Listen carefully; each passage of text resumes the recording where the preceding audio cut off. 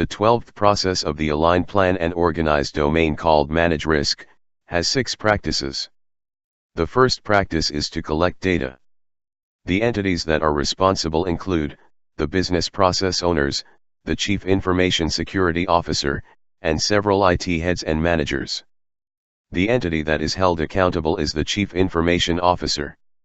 The practice receives several inputs that include the risk management policies from the EDM3 process, the risk assessment initiatives from the APO2 process, and the incident status report from the DSS2 process.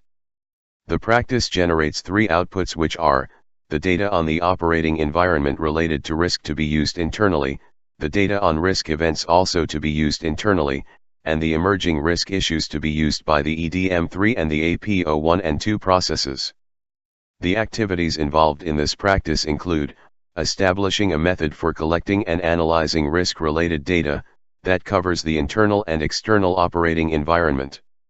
Any historical IT risk data should be taken into consideration, along with the data available from external sources, such as external databases and event logs.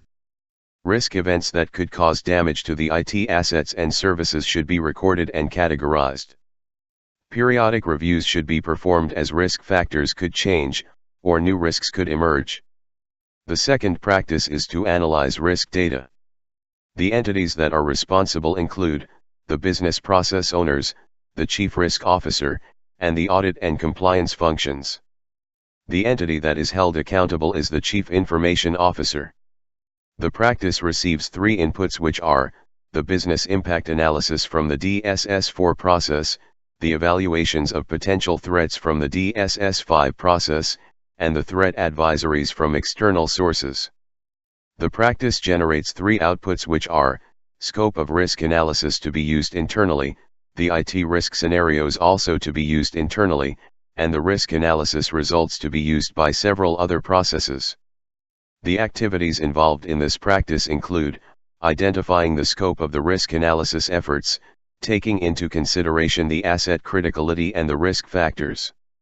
The risk scenarios should be identified, and the expectations for the required controls and countermeasures. Based on the risk scenarios, the potential loss due to the risks should be estimated, and the residual risk should be compared to the risk tolerated by the business. The cost and benefit analysis of the potential controls should be analyzed, and the high-level requirements should be estimated. The third practice is to maintain a risk profile. The entities that are responsible for this practice are the business process owners, the Chief Information Officer, and the audit and compliance function. The entity that is held accountable is the Chief Risk Officer.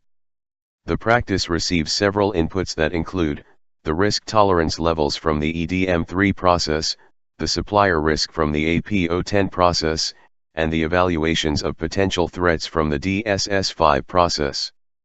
The practice generates 2 outputs, which are the risk scenarios to be used internally, and the aggregated risk profile to be used by the EDM3 and the APO2 processes.